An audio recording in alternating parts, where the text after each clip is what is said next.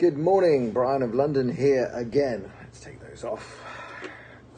Back in my office. So, yesterday I had a chance to review some of the violence. Ooh, horrible violence. The violence videos from the FreeTommy rally in central London on Saturday. So what do I think? Because, I've got some thoughts. So yesterday's video I was talking about the history of the EDL, and I was talking about the way in which the EDL was most definitely infiltrated, and not everything that you saw or heard about EDL rallies was true. In fact, 99% of reporting was slanted or incorrect. So I used to get my information from people who'd been there. So I also spoke yesterday to some of the people who were at the rally. Yesterday, a few people who I know from those days, know them very well. And I heard some interesting stuff. One, obviously, that was a very, very, very big crowd. And the vast majority were very, very peaceful. In fact, I think, is it only 2 arrests? If you have 2 arrests out of 20,000 people, that's almost unheard of. Now, obviously, hitting policemen, charging the police, horrible, counterproductive, stupid, Antifa tactics. You don't do it. It's dumb. But that's me. I'm a middle-class guy who's never been arrested. What you have to know, especially to the Americans, because I watched Tim Pool talk with Roaming Millennial, or I listened to most of their pitch, and they were coming at this from an American standpoint. They were sort of putting things in terms of anti-fascists versus fascists. And if there's one thing that crowd almost certainly wasn't, it wasn't a classical far-right racist crowd, as far as I can see. Now, I saw the one video of a guy throwing a Heil Hitler salute. He seemed to be, that one specifically, he seemed to be trolling Antifa, who were probably just behind them. So that seemed to be like a piece of simple trolling. But obviously it's shit. It's stupid. You know, sitting here as a Jew in Israel, Nazi salutes don't go over well. And I'm not excusing it. The guy's an idiot if he did it as a troll. He's more evil and insipid if he did it to make everybody around him look bad, which he did. But again, if you've got one instance out of a crowd of 20,000 who were on the streets for 4 or 5 hours, I would say that you're not looking at an endemic or systemic Nazi march or Nazi rally. I didn't see Nazi memorabilia. That stuff, that shit is mostly very unpopular in Britain. If people ever came to EDL things with that stuff, they got their lights punched out. So, okay, chasing the police looks bad for the police. But I also want to just bring in, there's some history that Americans are lacking. You're lacking the history of football hooliganism in Britain. If I was sophisticated on these streams, I would then cut to a clip of a comedy sketch from the 80s from a program called Not the 9 O'Clock News, the program that largely introduced Rowan Atkinson to the world and a few other famous people. And I'll link to this afterwards. But it was a sort of a TV discussion panel of what to do with soccer hooligans. And, they've got like a professor of this and a professor of that, and then they've got I won't spoil it, but I will spoil it. The end is cut off their goolies, cut their balls off. Because in the 80s, the British were completely over. They didn't know what to do with people, basically, who went to soccer to fight. Because they had young men, lots of testosterone. Looking back now, I think I see it was the start of the mass effect of the cultural Marxism on society and the demasculinization through the schools and stuff. And what was the rebellious thing? It was to go and have a fight at the football. Tommy Robinson Stephen was part of that crowd before the EDL.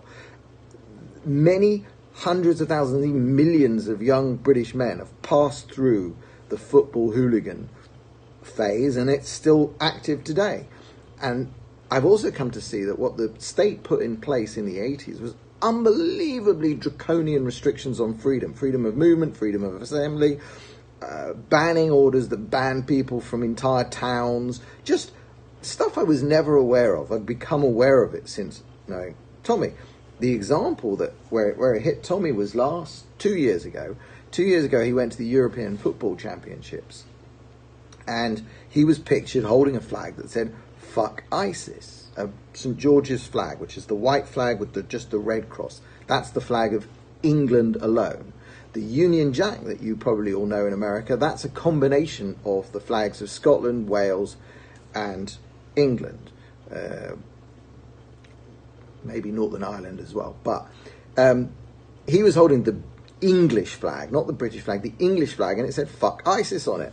When he arrived home, they tried to stop him going to the European Championships, but they fucked up with their intelligence and didn't know what day he was going, so they arrived after he'd gone.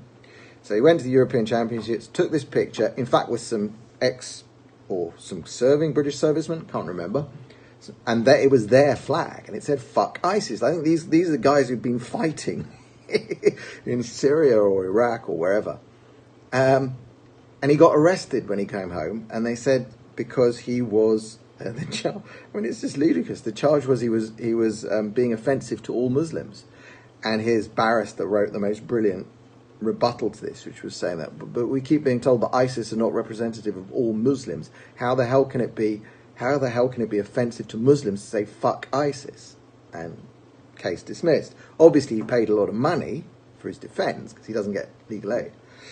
But the laws that they tried to get him on were all part of the football hooligan laws, anti-football hooligan laws, and there's a vast amount of material on the interwebs if you want to go and look up football hooliganism and the history of it in Britain. Those people are going to come to Tommy Robinson FreeTommy rallies. Some of them will come to listen to the speeches, but a lot of them will also come looking for a fight, because that's what young men with testosterone often do. That's not a good thing. It's not something I like. It's not something I endorse. It's not something I want to happen.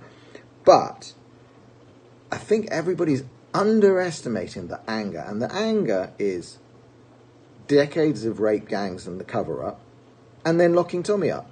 And those two things together, because Tommy was talking about these rape gangs constantly for many years now, those two things are a very, very dangerous combination. And what I heard from my friend yesterday, one particular friend who was right up at the front from very early on, which was that the police they completely underestimated the numbers who would arrive. They had no idea that it was going to be as big as it was. Which leads me to believe also that they're not properly infiltrated, or their sources are not working yet. The second thing is that they stopped a big screen arriving. Now, the big screen would have helped, because it would have helped people way at the back feel more included in the event. And it sounds to me like the trouble was breaking out on the fringes, where you couldn't hear properly and you couldn't see anything. So the other thing that my friend said was that it looked like it was going to get nasty, because there was nothing really much happening on the stage. And then somehow Raheem Kassan read the signs and got up there and started speaking to the crowd, and that calmed everything down. So I have at least one source that says Raheem really saved quite a lot of aggro from happening. But this is the problem with these kinds of events. If they're not run properly, or if, worse, if police or authorities think that they can interfere with them, any little crap like that can kick off and start people fighting. Because there is a contingent of this crowd then. It doesn't matter whether they're racist. It doesn't matter what their ideology are. Their ideology is they're young men, and they're up for a fight. And they're going to be there. Now, what was very pleasing to see was that obviously didn't deter 20,000 normal people from being there. And if this up for a fight contingent is 200, that's still, it's insignificant, but it leads to bad pictures. But the government needs to be aware of that. And I think Kev at the end, I love Kev, by the way. I'm so glad to see him back on that stage, and he did brilliantly. Kev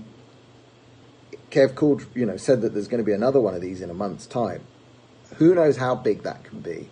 I don't think that the negative publicity will stop people going, because I think the vast majority of people who are going to go to this kind of event are going to be getting their news not from the Daily Mail or the indescribably boring Independent or any of those sources. They're going to get their information from their friends, from their Facebook friends, from the Discord groups they're in, from the WhatsApp chats they're in, from the football clubs. This is a different beast than it was in the EDL days.